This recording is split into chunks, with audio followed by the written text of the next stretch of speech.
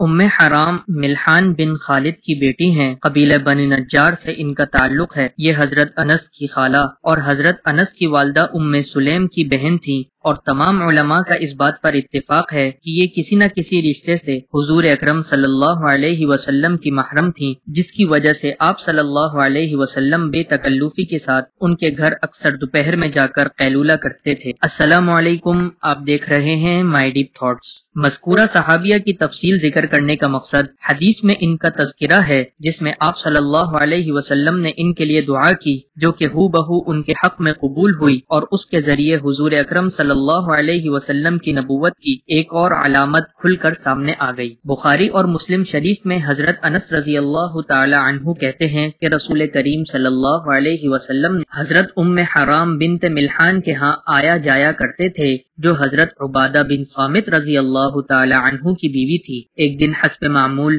حضرت صلی اللہ علیہ وسلم حرام کے ہاں تشریف لائے تو حرام نے آپ کو کھانا کھلایا اور پھر آپ کے سر مبارک سے جوئیں دیکھنے بیٹھ گئیں، یعنی تحقیقی طور پر حضرت صلی اللہ علیہ وسلم کے بدن مبارک کے کسی بھی حصے میں جوئیں نہیں تھی۔ حضرت حرام کا مقصد آپ کے مبارک بالوں کو گرد و غبار سے صاف کرنا تھا اور یہ دیکھنا تھا کہ کہیں کوئی جوں تو نہیں ہوئی، اگر ہو تو نکال دیں۔ آگے حضرت انس رضی اللہ تعالی عنہ فرماتے ہیں کہ اس دوران آپ صلی اللہ علیہ وسلم سو گئے، پھر کچھ ہی دیر کے بعد ہنستے ہوئے بیدار ہوئے۔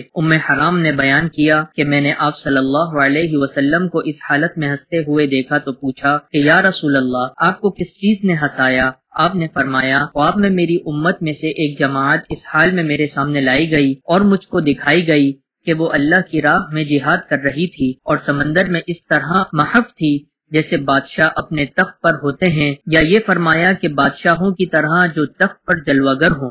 میں نے یہ سن کر عرض کیا کہ یا رسول اللہ، اللہ تعالیٰ سے دعا کیجئے کہ وہ مجھے ان مجاہدوں میں جو سمندر کے سینے کو چیرتے ہوئے اللہ کی راہ میں جہاد کو نکلیں، مجھ کو بھی شامل کر دے۔ آپ صلی اللہ علیہ وسلم نے حرام کے حق میں دعا کر دی۔ اس کے بعد حضور پاک صلی اللہ علیہ وسلم نے تکیے پر سر رکھا اور پھر سو گئے۔ کچھ دیر کے بعد پھر آپ صلی اللہ علیہ وسلم ہنستے ہوئے بیدار ہوئے۔ میں نے عرض کیا کہ یا رسول اللہ، آپ اب کیوں ہنسے؟ آپ صلی اللہ علیہ وسلم نے فرمایا، اب پھر خواب میں میری امت میں سے کچھ لوگ میرے سامنے اس حال میں پیش کیے گئے کہ وہ اللہ کی راہ میں جہاد کر رہے تھے، جیسے کہ آپ نے پہلی مرتبہ فرمایا تھا۔ اس مرتبہ بھی وہی الفاظ ارشاد فرمائے کہ وہ لوگ سمندر میں اس طرح محو سفر تھے جیسے بادشاہ اپنے تخت پر ہوتے ہیں۔ میں نے یہ سن کر اس مرتبہ پھر عرض کیا کہ یا رسول اللہ، آپ اللہ سے دعا کیجئے کہ وہ ان مجاہدوں میں مجھ کو بھی شامل کر دے۔ آپ نے فرمایا، تم پہلی جماعت میں ہو۔ چنانچہ حرام نے حضرت معاویہ کے زمانے میں جہاد کی غرض سے بحری سفر کیا، اور جب سمندر سے اتر کر جانور پر سوار ہوئی تو اچانک جانور کی پشت سے زمین پر گر پڑی اور اللہ کی راہ میں شہادت کا مرتبہ پا کر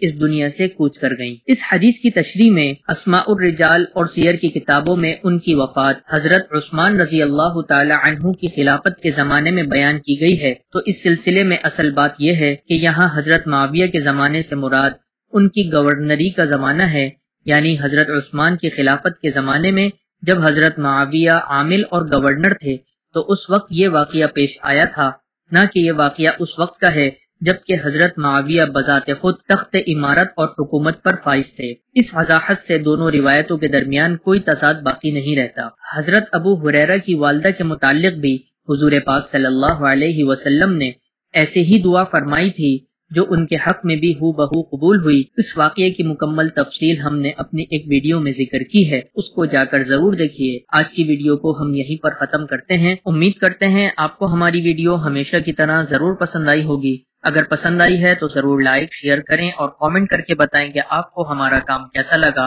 اور اگر آپ نے ابھی تک ہمارے چینل کو سبسکرائب نہیں کیا ہے تو ابھی سبسکرائب کر لیں۔ ملتے ہیں اگلی ویڈیو میں، تب تک کے لیے اللہ حافظ۔